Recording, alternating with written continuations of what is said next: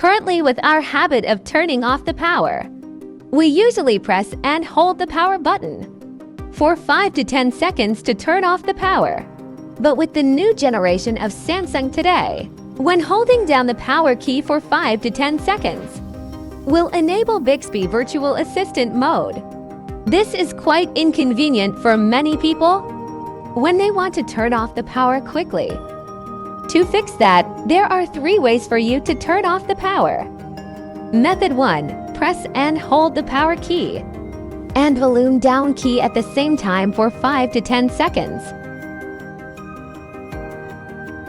After pressing and holding, the screen interface will display 3 options: power off, restart, and emergency call.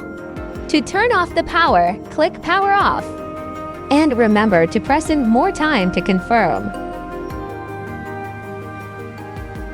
Method 2. Change the power off direction in the device settings.